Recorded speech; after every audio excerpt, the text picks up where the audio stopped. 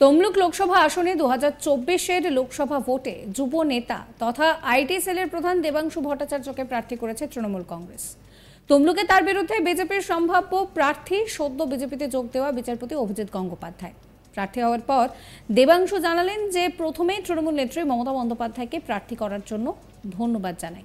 এরপর তাকে অভিজিৎ গঙ্গোপাধ্যায় সম্পর্কে জিজ্ঞেস করা হলে দেবাংশু জানান যে অভিজিৎ গঙ্গোপাধ্যায় বয়সে তার থেকে প্রবীণ হতে পারেন, কিন্তু তিনি সদ্য বিজেপিতে যোগ দিয়েছেন আর দেবাংশু রাজনীতিতে এসেছেন 4 বছর আগে। এছাড়াও তিনি আরও জানান যে মমতা বন্দ্যোপাধ্যায় তাকে বলেছিলেন মাত্র 28 বছর বয়সে প্রার্থী হয়ে যাদবপুর কেন্দ্র থেকে সোমনাথ চট্টোপাধ্যায়কে হারিয়েছিলেন মমতা বন্দ্যোপাধ্যায়। সেই আত্মবিশ্বাস সঙ্গে নিয়েই নাকি দেবাংশুকে ভোটে লড়ার পরামর্শ দিয়েছেন নেত্রী।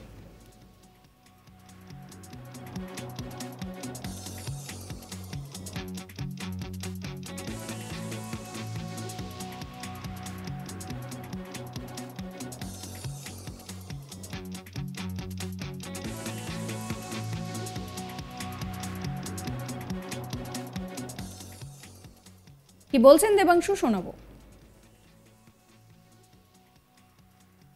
দল সুযোগ দিয়েছে, দলকে অসংখ্য ধন্যবাদ। চ্যালেঞ্জিং, যে কোনো লড়াই চ্যালেঞ্জিং ভেবেই নামতে হয় এবং আমরা মনে করি যে অ্যাজ হোল তৃণমূল কংগ্রেস খুব ভালো ফলাফল করবে। দেখুন, আমার তো খুব সহজ, কারণ অভিজিৎ গঙ্গোপাধ্যায় বয়সে আমার থেকে সিনিয়র হতে পারেন, কিন্তু রাজনীতিতে আমি অভিজিৎ বন্দ্যোপাধ্যায়ের চাইতে 4 বছরের সিনিয়র। ফলে তিনি রাজনীতিতে এসেছেন 4 দিন আগে আর আমি রাজনীতিতে এসেছি আজ থেকে 4-5 বছর আগে। ফলে স্বাভাবিকভাবেই রাজনীতিতে আমার যে বিন্দুমাত্র অভিজ্ঞতা, সেই অভিজ্ঞতা বলে যে এতদিন ঠান্ডা ঘরে বসে কাজ করার পর একজন ব্যক্তি তিনি কতটা সাধারণ মানুষকে সার্ভ করতে পারবেন, আর আমরা যারা মাটিতে সার্ভ করে বেড়াতে পারবো, আমি আশাবাদী। শুভেন্দু তো গড় বলেছিল ওর 35টা সিট নাকি বিধানসভায় জিতবে, পূর্ব মেদিনীপুর, পশ্চিম মেদিনীপুর, ঝাড়গ্রাম মিলিয়ে। কি হয়েছে ফলাফল? देखिए, हम कॉन्फिडेंट है, हमको लग रहा है अच्छा होगा। कहा जा रहा है कि शायद जस्टिस गांगुली के खिलाफ आप लड़ोगे।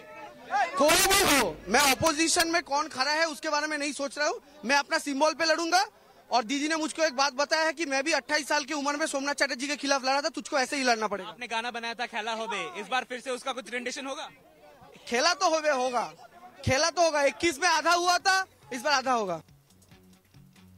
প্রসঙ্গত পূর্ব মেদিনীপুরের তমলুক লোকসভা কেন্দ্র থেকে 2024-এর লোকসভা ভোটে দেবাংশু ভট্টাচার্যকে প্রার্থী করল তৃণমূল কংগ্রেস। দেবাংশু এখন তৃণমূলের আইটি সেলের প্রধান। দলের এই যুব নেতাকে এবারে লোকসভা ভোটে প্রার্থী করেছেন তৃণমূল সুপ্রিমো মমতা বন্দ্যোপাধ্যায়। প্রসঙ্গত 2021 সালের বিধানসভা ভোটে খেলা হবে স্লোগানে ভর করে ময়দানে নেমেছিল তৃণমূল, আর সেই সময় কিন্তু ভোটে ব্যাপক মার্জিনে জয় পায় তৃণমূল।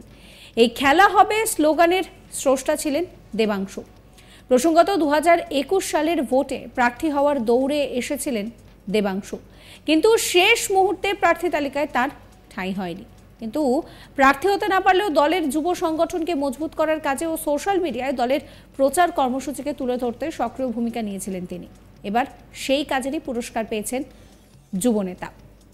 উল্লেখ্য, দেবাংশু এবার ভোটে লড়বেন বিজেপির সম্ভাব্য সদ্য বিজেপিতে যোগ দেওয়া প্রার্থী বিচারপতি অভিজিৎ গঙ্গোপাধ্যায়ের বিরুদ্ধে। কারণ সূত্রের খবর, অভিজিৎ গঙ্গোপাধ্যায়কে এবার তমলুক থেকে বিজেপি প্রার্থী করতে পারে।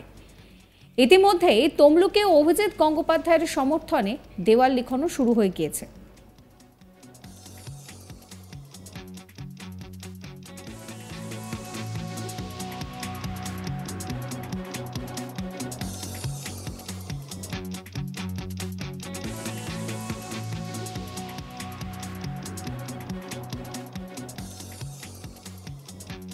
সুযোগ দিয়েছে, দলকে অসংখ্য ধন্যবাদ।